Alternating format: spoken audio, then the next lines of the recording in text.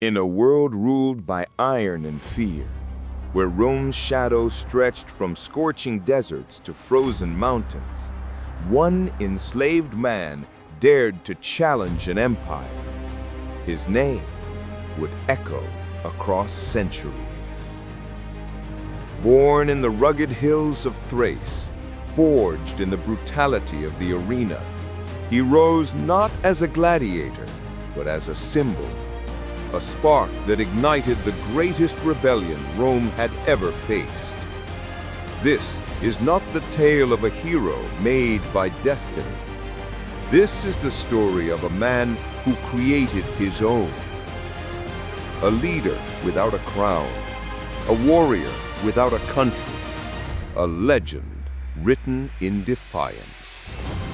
This is Spartacus, the rise against Rome, an epic story of freedom, fury, and fire.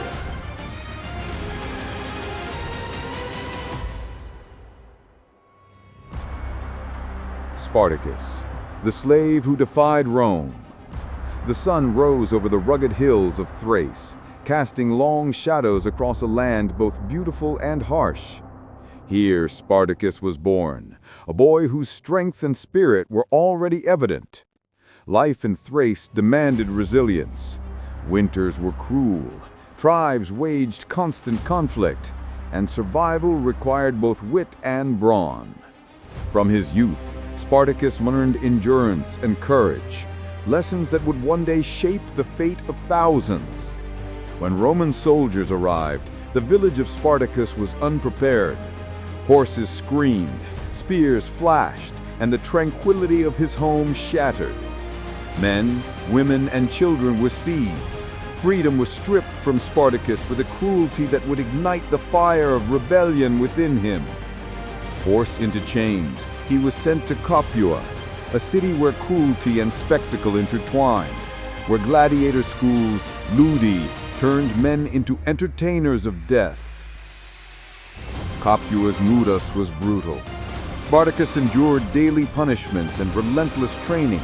Strength alone was not enough. He learned strategy, timing, and the art of observation. He studied other gladiators, noting fear, hesitation, and opportunity. Gradually, he honed his skill, moving with predator-like precision. Instructors whispered of a boy different from all others, someone who could not be tamed. Even in chains, Spartacus noticed the subtle hierarchies and acts of defiance among his fellow captives. He began forming alliances, gathering men who, like him, refused despair. Gauls, Thracians, and Italians united under a shared hunger for freedom. Whispers of rebellion turned to plans. Spartacus's words inspired courage. We are more than slaves. We are men. We can rise. Opportunity came under a stormy night. 70 young men, sharpened by hardship and coordinated with Spartan precision, escaped the ludus. Blades flashed, chains rattled, and the streets of Capua echoed with chaos. The fugitives were hunters now, predators fueled by rage and a desire for liberty. The escape marked the beginning of a movement that would challenge Rome itself. In the wilderness, their numbers grew. Escaped slaves, peasants, and deserters joined Spartacus's cause. He moved his people with cunning, striking Roman patrols, retreating when necessary, and teaching his followers the art of war. Near Mount Vesuvius, Spartacus staged his first major stand. Using terrain, traps, and ambushes, he crushed Roman forces, a victory that spread fear among Rome and hope among the oppressed. Leadership weighed heavily. Spartacus mourned each fallen comrade, comforted the grieving, and reminded his men of their purpose. The rebellion was not only about vengeance, it was about humanity, justice, and freedom. Months turned into campaigns, and his army evolved from fugitives to a disciplined force capable of striking fear into Roman legions. Rome, humiliated, responded. Marcus Licinus Crassus marshaled tens of thousands of legionaries to crush the rebellion. Yet Spartacus anticipated their moves, exploiting weaknesses, striking supply lines, and avoiding direct confrontation unless certain of victory. His daring raids became legendary, spreading tales of the Thracian who could outthink Rome's finest generals. Spartacus's greatest audacity came near the river Silarus. Crassus's forces, confident in their numerical superiority, advanced. Spartacus used night and terrain to his advantage, digging pits, preparing ambushes, and coordinating flanking attacks. Roman soldiers fell in chaos. The battle ended in a decisive victory for the rebels. Each triumph reinforced loyalty, discipline, and hope. And Spartacus became more than a leader. He became a symbol. Yet treachery and strain threatened his army. Not all followers were loyal. Some sought power, others feared reprisal, and a few secretly colluded with Rome.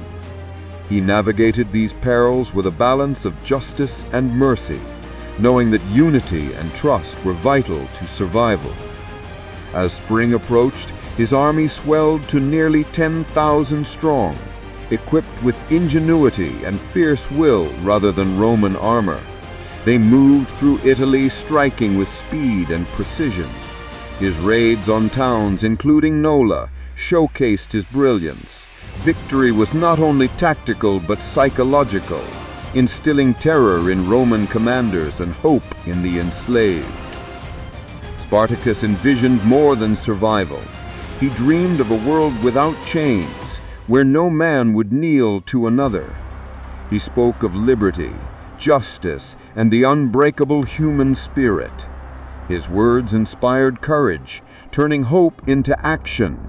Yet he remained vigilant. Rome would not tolerate defiance indefinitely, and Crassus adapted, fortifying positions and tightening discipline. A final confrontation was inevitable. The rebellion was no longer just a series of skirmishes. It had become a test of strategy, endurance, and human spirit. Spartacus walked among his men, observing them closely. Some were scarred, some limped from old wounds, and some bore the haunted expressions of those who had seen too much death. He did not speak of his fears, but he carried them silently, knowing that any sign of hesitation could unravel the fragile thread of loyalty that held thousands together.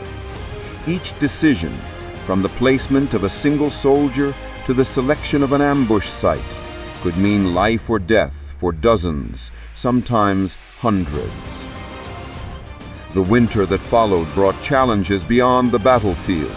Food ran low, and the Roman legions tightened their grip, attempting to starve the rebels into submission. Spartacus sent scouting parties to raid isolated villages, securing grain, livestock, and weapons. These raids, though necessary, weighed heavily on him. Civilians often fled in terror, leaving empty homes and frightened families. Spartacus reminded himself that every act of violence against the Roman settlements must be measured.